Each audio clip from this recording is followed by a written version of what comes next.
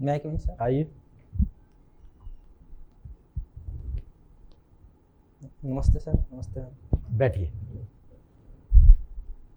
ओम प्रकाश जी, धन्यवाद सर। आप vice principal हैं गवर्नमेंट सीनियर सेकेंडरी स्कूल के। जी सर। ये तो गजटेड पोस्ट होती है, हमें लग रहा बिल्कुल सर। है ना? जी सर। अच्छा, गजटेड पोस्ट और नॉन गजटेड पोस्ट में क्या डिफरेंसेस होते हैं?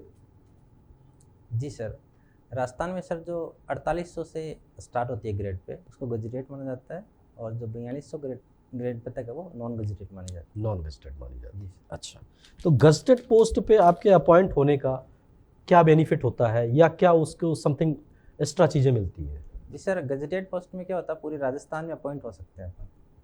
नहीं, जैसे कोई होता है भी- कि एक प्रमाणित करना किसी चीज़ को, क्या जी ये सर। सिर्फ गजटेड पोस्ट वाले ही कर सकते हैं? जी सर, गजटेड पोस्ट वाले डॉक्यूमेंट्स वेरिफिकेशन करते हैं, राजस्थान मतलब वेरीफाई करते हैं। आप प्रिंसिपल के पोस्ट पे हो कार्यरत, है ना? जी sir, vice principal. Vice principal के पोस्ट पे हो। 2013 में आपने अंग्रेजी साहित्य से एमए किया था, जी सर। और आपका सिलेक्शन कब हुआ था? जी सर, मेरा 2011 में सेकंड ग्रेड टीचर के रूम में सिलेक्शन हुआ। अच्छा, उसके बाद प्रमोशन? 2015 में सर मेरा आरपीएससी से फर्स्ट ग्रेड में हो गया इंग्लिश में। अच्छा, और अभी 2022 में डीपीसी हुई हमारी, और उसमें वाइस प्रिंसिपल के रूम में हमें डीपीसी हो Promotion। गई, लेकिन अभी पदस्थापन नहीं हुआ है। एज मैं इंग्लिश लेक्चर के रूम में ही काम कर रहा हूँ। इंग्लिश लेक्चरर के रूप जी में सर। काम कर रहे हैं। ऐसा देखा जाता है कि जो इंग्लिश लिटरेचर है, ठीक है, उसमें शब्दों की अधिकता है। कहने का मतलब ये है कि जो इंग्लिश लिटरेचर है वो दूसरे जो साहित्य है उनकी अपेक्षा उसका जो साहित्य है वो काफ़ी इनरिच माना जाता है। जी क्या सर। रीजन है इसके पीछे? जी सर, एक तो इसका रीज़न ये है कि जो ब्रिटिश साम्राज्य था वो विश्व के अधिकांश देशों में उन्होंने राज किया, तो इसकी वजह से वहाँ के लोग भी उसमें इंडल्ज हो गए, उसका विस्तार हुआ। एक रीज़न तो सर ये रहा। और एक इंग्लिश सर एक लिंक लैंग्वेज है, ग्लोबल लैंग्वेज है, और ईजी है एक्सेस करने में, तो इसका भी एक प्रभाव रहता है सर। अच्छा, आपको चूंकि लैंग्वेज के आप टीचर हो तो थोड़ा हमें इसके बारे में बता सकते हैं कि हिंदी लैंग्वेज और संस्कृत लैंग्वेज किस मामले में थोड़ा सा टफ पड़ती है सीखने में अंग्रेजी की तुलना में? अगर सीखना हो तो इंग्लिश लैंग्वेज ज़्यादा आसान है बच्चे के लिए, हिंदी या संस्कृत? जी सर, वैसे ग्लोबली देखा जाए तो इंग्लिश लैंग्वेज ईजी पड़ती है, क्योंकि कहीं ना कहीं जो पाठ्यक्रम है, स्कूली एजुकेशन है, उसमें इंग्लिश हमेशा रही है और रहती है, तो बच्चा उससे कनेक्ट महसूस करता है। इसकी बजाय अगर अदर कंट्री में देखे, इंडियन साउथ इंडिया में देखे, तो वहाँ हिंदी पाठ्यक्रम का हिस्सा नहीं है, तो बच्चे उससे जुड़ाव महसूस नहीं करते। आप फर्स्ट ग्रेड के टीचर रहे हैं, जी तो सर। फर्स्ट ग्रेड का जो सिलेबस होता है इंग्लिश लिटरेचर का, उसमें बेसिकली कुछ पोएट बताएंगे, नॉवलिस्ट बताएंगे, या राइटर बताएंगे कौन कौन है? जी सर, विलियम शेक्सपियर है। विलियम शेक्सपियर है, और जी, इसके अलावा सर तोरू दत्त रही, तोरू दत्त तोरूदत्त, इंडियन। इसके अलावा आर के नारायण। आर के नारायण। R.K. आर के नारायण की कोई फेमस रचना? जी सर, द गाइड उनकी एक फेमस रचना है। इस पे कोई मूवी भी बनी है? जी सर, इसी पे एक मूवी बनी है, गाइड मूवी। Guide movie. जी सर। गाइड मूवी को बोला जाता है कि अपने समय से आगे की थी, और जो रचना है गाइड, जी सर। ठीक है, उसके भी बोला गया है कि जो ये आर के नारायण ने रचना की हुई है ये भारतीय समाज में एक्सेप्टेबल नहीं था। क्या आप इस बात से सहमत हैं? जी सर, थोड़ा सा इससे ऐसे सहमत हो जा सकता है कि उस समय जो महिलाओं की जो स्वतंत्रता थी उतनी नहीं थी जितनी इसमें दिखाई गई है। यानी कि जो करेक्टर है राजू, वो रोजी को नृत्य के अंदर उसको प्रोत्साहन देता है, तो ये बात समय से थोड़ी सी आगे थी उस कंटेक्स्ट में।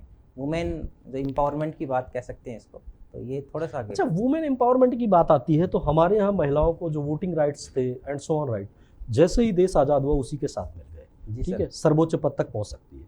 लेकिन जो फॉरेन कंट्रीज़ है जहाँ पे वुमेन एम्पावरमेंट माना जाता है ज़्यादा है, जैसे अमेरिका मान लीजिए, लोकतंत्र का जो शुरुआत होती है, वहाँ पे आज भी सर्वोच्च पद पे कोई महिला नहीं पहुँच पाई है।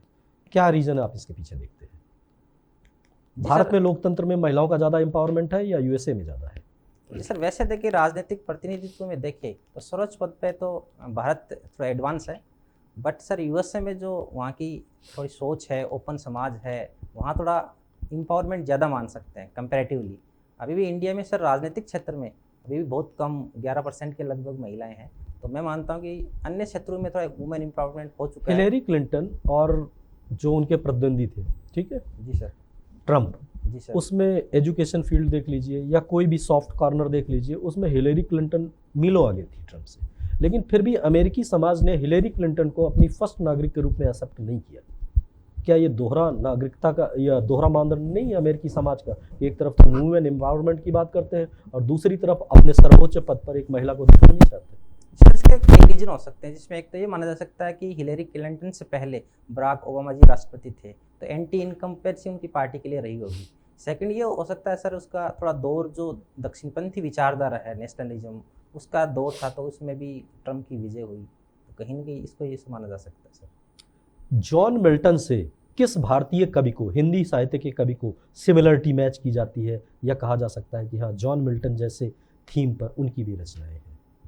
सर मैं जहाँ तक सोच पा रहा हूँ सूरदास जी को माना जाता होगा, और मैं सर सॉरी कंफर्म नहीं। सूरदास जी। जॉन मिल्टन की एक रचना है ऑन हिज ब्लाइंडनेस, है ना, ईश्वर की प्रार्थना करते हैं आप, आपने पढ़ी है उसके बारे में? जी सर पढ़ी थी ग्रेजुएशन में काफ़ी समय पहले। काफ़ी समय पहले। ठीक है, थैंक ओम प्रकाश जी, आपको एक सिचुएशन देती हूँ। आप स्कूल में प्रिंसिपल हैं जी और आपके स्कूल का एक 11th का स्टूडेंट है जो कि आपके क्षेत्र के जो IAS ऑफिसर हैं उनका पुत्र है, जी और वो गलत चीज़ों में लिप्त हो गया है, मतलब वो ड्रग्स वगैरह लेने लग गया है, जी और वो किसी एक पार्टी में जहाँ पुलिस ने रेड मारी है, ड्रग्स पार्टी में पकड़ा गया है। जी आप किस तरीके से एक्शन लेंगे? ऑब्वियसली IAS ऑफिसर का पुत्र है तो इतना आसान नहीं है उसके प्रति एक्शन लेना, जी। लेकिन फिर भी मॉरली एथिकली जी आप किस तरीके से इस चीज़ को संभालेंगे? जी मैं बताना चाहूँगा, पहले यदि वो पुलिस की निगाह में आ चुका है और उस पर केस दर्ज हो चुका है, तो उसमें मेरा तो रोल खत्म हो जाता है। कानून के नहीं, अनुसार आपका उसमें- रोल खत्म नहीं होता है। पुलिस आई है और आपसे जांच कर रही है उसके बारे में, बच्चे के बारे में, और आप पहले भी उसे कई बार पकड़ चुके हैं इन चीज़ों में, तो अगर आपको अपना स्टेटमेंट देना है, और आपके स्टेटमेंट के बेस पर ही उसको सजा मिलेगी या वो छोड़ दिया जाएगा, क्योंकि वो नाबालिग है तो ऑब्वियसली उसे सुधार गृह में भेजने की बात होगी, तो वो आपके स्टेटमेंट पर ही डिपेंड करता है। बताइए आपका क्या? जी मैम, पहले उसकी काउंसलिंग की जाएगी। मैं उससे व्यक्ति से मिलना चाहूँगा, बात करना चाहूँगा उस बच्चे से, और उसकी काउंसलिंग करता हूँ और उसको एहसास है अपनी गलती का, और वो कमिटमेंट करता है कि भविष्य में ऐसी गलती नहीं होगी। आप उसे कई बार पहले भी पकड़ चुके हैं, तो आपने काउंसलिंग तो की होगी ना, जब आप पहले पकड़ चुके हैं। अब तो पुलिस ने पकड़ा है फाइनली, जी तो पुलिस आपके पास आई है कि आप बताइए क्या इसका रिकॉर्ड इसी तरीके का है, क्या ये पहले भी कभी इन चीज़ों में लिप्त रहा है? अब आपको बताना है उसको, पुलिस को, कि वो है इन चीज़ों में या नहीं है, क्योंकि आपके स्टेटमेंट के अकॉर्डिंग ही पनिशमेंट डिसाइड होगी उस बच्चे की। जी मैं बताना चाहूँगा, स्कूल में क्या होता है, अगर कोई बच्चा ऐसी गतिविधि में लिप्त पाया जाता है तो हम उसका ऑन रिकॉर्ड रखते हैं और उनके पेरेंट्स को हम रिटर्न में देते हैं। तो हम अगर रिटर्न में रख रहे हैं, रिटर्न में दे रहे हैं, तो हमें पुलिस को तो ये बताने, स्वीकार तो करना पड़ेगा कि इसका पहले से ऐसा है। लेकिन फिर भी हम एक लास्ट प्रयास और करेंगे टेबल टॉक के ऊपर उसके गार्जियन से। पुलिस प्रशासन भी नहीं चाहेगा कि इसके ऊपर केस दर्ज हो, तो हम लास्ट प्रयास तो करेंगे। अगर अंतिम रूप से कुछ नहीं हो पाता तो लिखना तो है ही।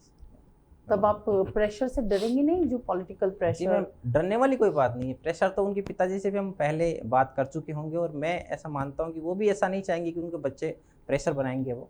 तो मेरा तो माइंडसेट। That's most important. हम जब एजुकेशन देते हैं जी मैम, तो बच्चे को, तो उस बच्चे में एजुकेशन के साथ और क्या क्या डेवलपमेंट होता है? जी मैम, एजुकेशन में केवल फैक्ट याद कराना ही एजुकेशन नहीं है। और मैं तो ये मानता हूँ कि जो सर्वांगीण विकास करना है बच्चे का, वही एजुकेशन है। बच्चा सोचने लग जाए, अपने आप सोचने लग जाए, उसका दिमाग विकसित हो जाए, ये एजुकेशन है। तो एजुकेशन में मैडम, जहाँ तक जी इंग्लिश टीचर में इंग्लिश नहीं पढ़ाता, उनको तो सारी चीज़ें जो उसको नैतिक विकास है, उसका समाज से कैसे जुड़ता है, समाज की समस्याएं सोचना विचारना, सब सिखाया जाता है। तो एक टोटल डेवलपमेंट होता है एजुकेशन। अगर आपसे कहा जाए कि आप SDM बन गए हैं या अदर किसी पोस्ट पे, और आपको ऐसा बोला जाए कि आपको अधिकार है, क्योंकि आप एक शिक्षक भी रहकर आए हैं, जी कि आप बताइए कि अगर एक नियम बनना चाहिए जी कोई जो उनकी बच्चों के और अच्छा विकास कर पाएगा, उनको किसी तरीके का स्पेशल अधिकार दिया जाना चाहिए, तो आप किस चीज़ के अधिकार को शामिल करना चाहेंगे 12th तक के बच्चों के लिए, जिससे उनका सर्वांगीण विकास आसानी से हो, और वो उनके भी कुछ अधिकार होते हैं, जी जी वो अधिकार सुरक्षित रहें? जी मैं बताना चाहूँगा, NEP 2020 में एक कंसेप्ट है वोकेशनल एजुकेशन की, स्किल डेवलपमेंट की, जो आज उद्योग की भी डिमांड है और रोजगार के लिए भी जरूरी है। तो एक तो इसको ज़्यादा मतलब सही तरीके से इम्प्लीमेंट हो, प्रॉपर इसके लिए लैब्स हो, और बच्चों को सही तरीके से कोई ना कोई उसकी रुचि के क्षेत्र के अनुसार उससे जोड़ा जाए। एक तो इसके ऊपर मेरा विशेष फोकस रहेगा। एक दूसरा मैम जो नैतिक शिक्षा है उसके ऊपर मेरा फोकस रहेगा, क्योंकि वर्तमान समय में जो कहीं न कहीं नैतिकता की कमी देखी जा रही है। कारण समाज बता में। दीजिए मुझे, वर्तमान समय में नैतिक शिक्षा की कमी, नैतिकता की कमी होने का क्या कारण माना जाता है? जी मैडम, इसके 2 रीज़न मैं सोच पा रहा हूँ। एक तो भौतिकवाद है, जो पूरा वर्ल्ड एक ग्लोबल विश्व बन चुका है, तो कहीं न कहीं उसमें हर देश की कल्चर, संस्कृति का प्रभाव आ रहा है। एक तो ये है। एक दूसरा रीज़न कहीं न कहीं जो बच्चे हैं, उनके आदर्श हैं, वो अन्य फील्ड से वो चूज़ कर रहे हैं, ये भी एक रीज़न हो सकता है। चलिए, thank you sir. Om Prakash ji, जी सर। कौन सा न्यूज़पेपर पढ़ते हो आप? जी सर, मैं दैनिक भास्कर न्यूज़ पेपर पढ़ता हूँ। आज पढ़ा है? आज सर मैं सीकर से ट्रैवल करके आया हूँ, तो आज टाइम तो नहीं मिला, लेकिन ऊपरी तौर से देखा है सर। अच्छा, कल का पढ़ा होगा? जी सर, पढ़ा है। तो कल की कोई अंतर्राष्ट्रीय खबर दो, जी। भारत के लेवल की दो और राजस्थान की लेवल की दो खबर, ये बताइए आप। जी सर, एक तो 2 अंतर्राष्ट्रीय लेवल की। एक तो सर फ्रांस में एक युवक की कोई हत्या हो गई, तो उसे वहाँ उपद्रव हो चुका है, तो अंतर्राष्ट्रीय ये मुख्य थी। ऐसा क्या हुआ जो एक युवक की हत्या होने से उपद्रव हो गया? सर इसका ज़्यादा डेप्थ नहीं था अखबार में, इतना एक छोटा सा इंटरनेशनल न्यूज़ थी, एक तो ये पढ़ी थी मैंने। इसके अलावा सर इंटरनेशनल न्यूज़ में तो सर मैं और अभी रिकॉर्ड नहीं कर पा रहा।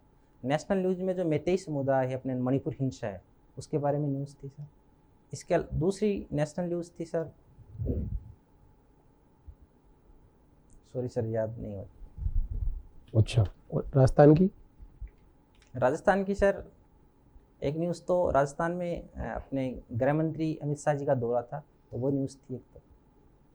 इसके अलावा जो महंगाई राहत कैंप है, उसके बारे में न्यूज़ थी कि ये 30 जून के बाद भी अनवरत जारी रहेगा। महंगाई राहत कैंप जी सर। क्या है ये?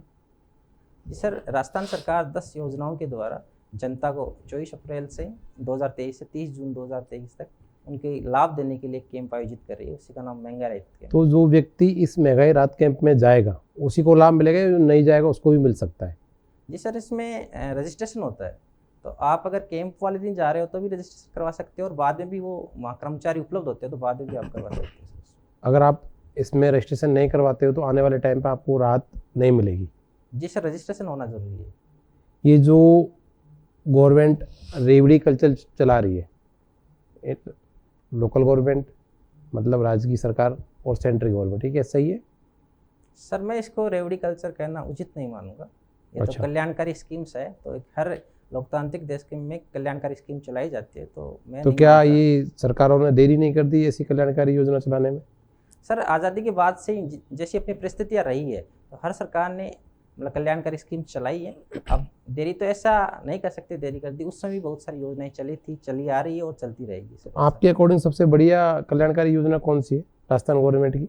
सर मैं मानता हूँ मुख्यमंत्री चिरंजीवी स्वास्थ्य बीमा योजना को सबसे अच्छी योजना मानता हूँ। स्वास्थ्य आपकी प्रायोरिटी है मतलब? जी सर। आपके जीवन का अंतिम लक्ष्य क्या है? जी सर, मेरे जीवन का अंतिम लक्ष्य ये है कि मैं एक अच्छा इंसान बन जाऊं और कुछ समाज के काम आऊँ, यही मेरा एक अंतिम लक्ष्य है सर। तो एसडीएम बनने में, इस आपके लक्ष्य को प्राप्त करने में कैसे अच्छी भूमिका रहेगी? जी सर, एसडीएम बन जाऊंगा मैं, तो मेरे पास एक क्षेत्राधिकार बड़ा हो जाएगा, ज़्यादा लेवल पे मैं काम करूंगा, एक बड़े क्षेत्र में काम करूंगा, पॉलिसी मेकिंग में, पॉलिसी इम्प्लीमेंट में, तो शायद उससे मैं एक अच्छा इंसान बन पाऊँ। ठीक है। अभी नई एजुकेशन पॉलिसी आई है, जी सर। ठीक है, ये पुरानी एजुकेशन पॉलिसी से आपको कैसे लगता है कि किस मामले में बेहतर है? जी सर, इसका एक तो sir ECCE early childhood care and education, जो पुरानी एजुकेशन पॉलिसी थी उसमें ये प्रावधान नहीं था। अब बच्चे को 3 से लेकर 6 वर्ष तक मतलब उसको पढ़ाया जाएगा।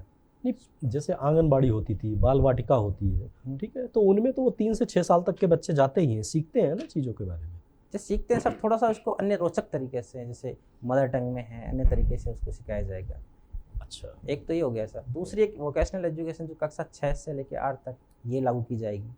तीसरा सर, जो सब्जेक्ट्स की जो कठोरता रहे, सब्जेक्ट चयन में जो कठोरता थी उसको हटा दिया जाएगा, थोड़े से ज़्यादा सब्जेक्ट्स वो बच्चे चयन कर पाएंगे।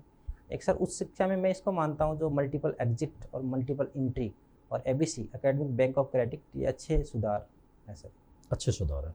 अच्छा, मान लीजिए आपका जो विद्यालय है, जी ठीक है, जैसे प्रिंसिपल हुए या वाइस प्रिंसिपल है आप, उसको आपको एक ऑटोनॉमस दर्जा दे दिया जाए, है ना, तो आप जैसे आप सिलेबस क्लियर कर सकते हैं, आप एग्ज़ाम की पद्धति तय कर सकते हैं, तो आपको क्या लगता है कि आप क्या बेहतर उसमें करेंगे जिससे रिजल्ट जो होगा आपके बच्चों का, रिजल्ट इन द सेंस कि वो अपने जीवन में जिस भी फील्ड में जाएंगे ज़्यादा सफल होंगे? जी सर, इसका मैं कंटेक्स्ट करूँगा, जिसमें गुरुकुल पद्धति थी भारत में पहले, जिसमें बच्चे आश्रम टाइम में रहते थे, उस टाइप की कोई एजुकेशन जिसमें बच्चा किस फील्ड में वो एडवांस है, किधर उसकी रुचि है, उसके अनुसार उसको एजुकेशन दी जाए और प्रॉपर संसाधन हो, तो अच्छे रिजल्ट देखने को मिलेंगे। मैं मानता आपको क्या लगता है कि जैसे प्राइवेट सेक्टर के हम स्कूल देख रहे हैं, उधर के बच्चे जो हैं ज़्यादा सफल हो जाते हैं, है ना? तो उसमें इन सब चीज़ों की क्या प्रायोरिटी रहती है क्या? हूं। सर, मैं जहाँ तक देखता हूँ आप प्राइवेट सीकर से, सर, तो सीकर को एजुकेशन हब के रूप में एक तरह से देखा जा रहा है ना, जैसे वो private school and so on. क्या रीजन आप देखते हैं कि बच्चे प्राइवेट स्कूलों की तरफ उनके पेरेंट्स उनका एडमिशन करवाते हैं, जबकि आप लोग कमीशन से चयनित होके आते हो, जी सर, ज़्यादा इंटेलिजेंट होते हो, और वहाँ पे हम ये नहीं कह रहे हैं कि कम इंटेलिजेंट टीचर होते हैं, लेकिन आपकी एक प्रोसेस है, लेकिन फिर भी लोग उधर स्कूलों में ज़्यादा भेजना पसंद करते हैं।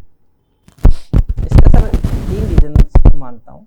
एक तो सर पेरेंट्स अपना स्टेटस देखते हैं सर, अगर थोड़ा पैसा वो खर्च कर पाते हैं तो वो अपने स्टेटस के लिए बच्चों को निजी स्कूल में पढ़ाते हैं। फर्स्ट चीज़ तो ये।